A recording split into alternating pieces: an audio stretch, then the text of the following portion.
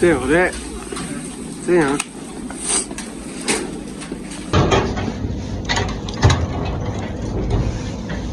มันไปใส่กระเจี๊ยซื้ออาหารจากเล็กจากน้อยก่อนอยากกินแกงผักพี่น้องเลยวันนี้ซื้อเอาเข้าสิไปแกงผักกาดกินมานี่นะเมื่อกินผักโดนมือละนี่โอ้ตัวถึกอยู่พี่เข้าพี่น้องเลยข้าวเจ้าอยู่รัสเซียข้าวเจ้า32 รูเบิลพี่น้องเลยแท้ของจริงเลยนี่32 รูเบิลประมาณ 7-8 พันพี่น้องเลยข้าวเจ้าอันนี้เข้าบาเล่รัสเซียพี่น้องอันนี้นะเข้าบาเล่บ้านเทินเข้าซื้อเสียงของรัสเซียเข้าบาเล่คันเป็นบ้านเขาเอิญสีไปแกงผักกินมื้อนี้นะว่าซื้ออย่างไรซื้อข้าวกับผักก็ขอ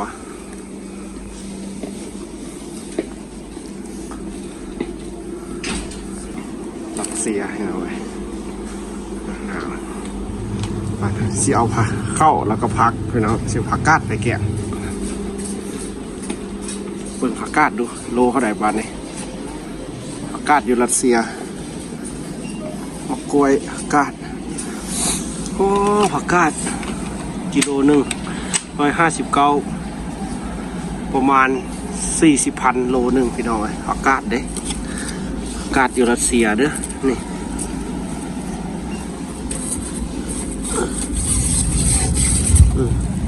เอาตัวนี้เอาหัวน้อยซะพี่น้องมันแห้งเลยเด้แกงผักกินแกงผักพี่น้องนี่ผักกาดไข่แต่ใหม่ๆสดๆกระลำพี่น้องกระลำต้นหนึ่งได้นี่ผักสลัดก็มีพี่น้องนี่ซื้อมะกล้วยได้บอกว่า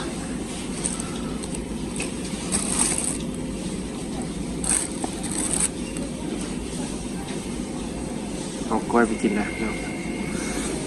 ซื้อมะกล้วยได้ซะ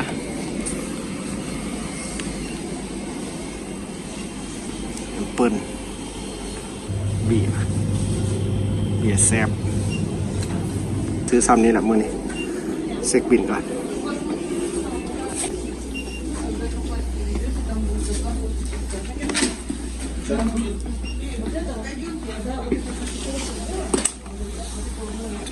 คนก็หลายนะมันอาหารรัสเซีย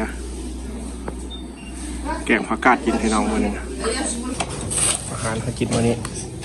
กล้วยผักน้องไอ้พอปวดหลายมื้อนี้นะเอาถุงก่อนเดี๋ยวถุงพี่น้องถุงได้ใส่ตู้ไว้เลย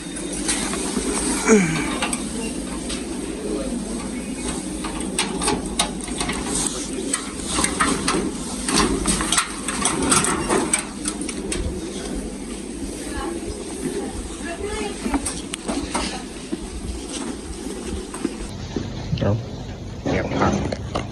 เครื่องเก็บไปกินในโรงเรียนได้ไงกระจายกันสด1,000กระทึกแต่300นะโอ้ใครเรียกโบเฟียเงินสดรัสเซียน้องเองเงินคาด1,000เขาก็ยังเอาได้เหรียญอีกปุกได้ยังเกี่ยวไปกินโรงเรียนแต่ละมื้อพี่น้องเลยออกงานพี่น้องเลยงานหน้าเงิน แกงผักกาดกินพี่น้องเลยมื้อนี้นะบ่กินอย่างไร กินซีนกินปลาหลายละพี่น้องเลยกินแต่ซีนแต่ปลาจะกินผักกระสะแหงได้รัสเซียนะโลหน่วยทึกหนึ่งเกือบ40,000คนเลยพี่น้องผักกาดขาวอยู่รัสเซียเข้าแล้วแม่นทงหนึ่ง36 รูเบิลกระสิทึก7-8,000พี่น้องเลยเพราะว่า100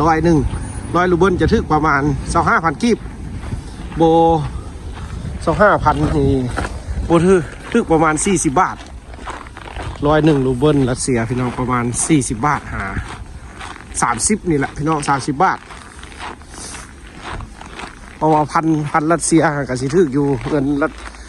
1,000 รูเบิลรัสเซียสิทึกเงินไทยอยู่ประมาณ300 ป่าย 400พี่น้องเลย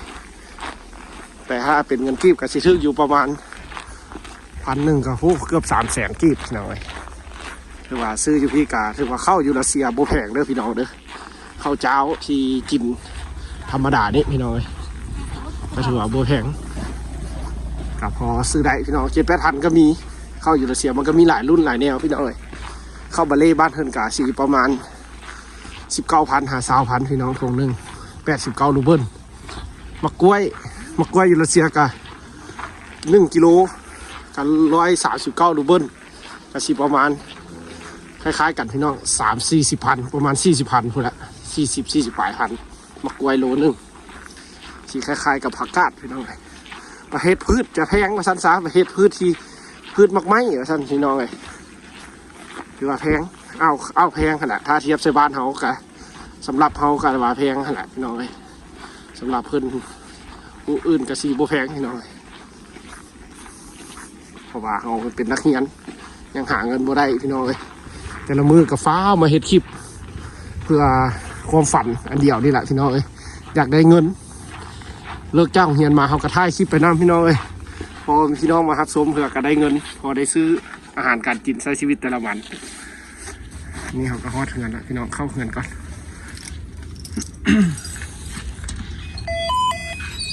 สำหรับชีวิตเขา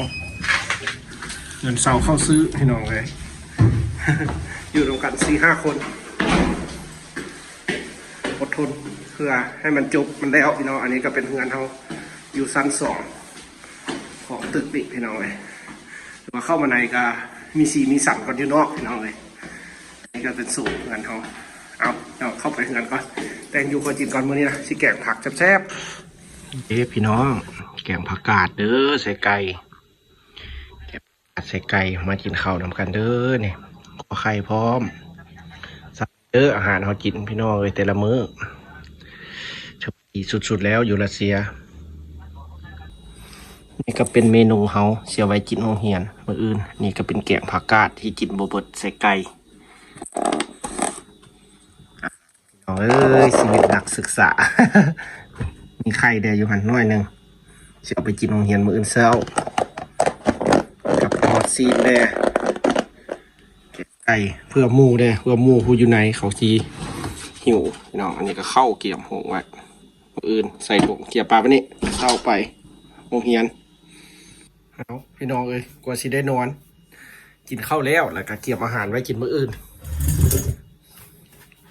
ส่วนสิได้เข้ารับเข้านอนพี่น้องเอ้ยชีวิตนักเรียนลาวอยู่รัสเซียอาบน้ำแล้วก็แต่งกินเกี่ยมไว้มื้ออื่นแล้วพี่น้องเนี่ยก็มีทอดไข่นี่เขาจิตบุบเบิดกินนี่ตอนหมูยุงเฮียนได้พี่น้องแล้วก็มีแกงผักกาดเขานี่ใส่ไก่ตั้งไว้นี่มื้ออื่นเขาตื่นแต่เช้าฟาวได้พี่น้องตื่นมื้อเช้าแล้วเคี้ยวไปโรงเรียนพี่น้องเอาขอบใจพี่น้องที่ติดตามรับชมคลิปของเขาพี่น้องชีวิตอยู่รัสเซียถือว่าเป็นการที่ใช้ชีวิตแบบลำบากพี่น้องอดทนพี่น้องว่าเขาจะได้แต่งยูโคจินอันนี้ก็เป็นอาหารที่เขากินไว้เนี่ยเมื่ออื่นเอาเสียเข้าไปกินน้ำพี่น้องนอนพี่น้องบ้านนี้นะเกี่ยมหูเข้าหูอย่างแล้วเขาก็ตั้งป่าไปดีแล้วเมื่ออื่นเช้าแล้วก็เขาตื่นแต่เช้าแล้วก็เกี่ยมเอาแล้วก็ไปโรงเรียนพี่น้องเอาขอบใจพี่น้องเด้อที่ติดตามคลิปชีวิตยูพี่น้องรัสเซียอีกบ่โดนพี่น้องยัง4 เดือนดีใจพี่น้องอีก4 เดือนเขาก็จะได้กลับไปบ้านแล้วพี่น้องฝากพี่น้องครับชมคลิปจนกว่าเขาจะได้ครับใบประกาศเด้อพี่น้องและชิทายให้เบิ้งบรรยากาศเป็นยังไงมือดีใจพี่น้อง6 ปีแล้วก็สิได้กลับไปอยู่บ้านใช้ชีวิตน่าจะสิเป็นแนวใดกับที่ตามโตพี่น้องจะใช้ชีวิตอยู่ทงให้ทงนาบ่สิได้ไปเฮ็ดเวียกเฮ็ดการกับบุฮู้เทื่อพี่น้องลองเบิ้งเรียนจบไปก่อนตอนนี้ก็ยังใช้ชีวิตอยู่เป็นนักเรียนแบบยังใช้ชีวิตอยู่พี่น้องยังบุฮู้ว่าอนาคตทางหน้าสิเป็นแนวใดก็มีแต่บัดจบไปแล้วสิเป็นยังไงละจังว่ากันใหม่พี่น้องบ้านเกิดเมืองนอนแล้วแมนอยู่ทางเมืองพุรคมแข่งวิ่งจันทร์พี่น้องอยู่บ้านกับแมนอยู่บ้านนอกบ้านนาพูดเลยพี่น้องกับบ้านนาแก้วเมืองพุรคมแข่งวิ่งจันทร์พี่น้องซองของเขาก็ใส่เป็นซองบ้านนาภูเขาควายพี่น้องก็เพราะว่าบ้านเขามันติดกับภูเขาควายแล้วก็คือใส่แล้วก็ใส่ไปด้านนั้นพี่น้องแต่ละมือกับฟ้าวพี่น้องเขาเริ่มห้ามโรงเรียนมาแล้วก็ฟ้าว ฟ้าออกจากโรงเรียนแล้วก็เพื่อจะมาถ่ายคลิปถ่ายอย่างพี่น้องเอ้ยเพื่อว่าอยากว่าง่ายๆกับพี่น้องเอ้ยก็อยากมีรายได้ให้ตนเอง เพราะว่าเขาไปเฮ็ดเวียกเหตุการณ์กับบ่ได้เด้พี่น้องเอ้ยก็จะสามารถสร้างเป็นคลิปวิดีโอเพื่อลง YouTube แต่ก็โชคดีพี่น้องเอ้ยเขาก็เอ็ด YouTube แล้วก็ผ่านกฎผ่านเกณฑ์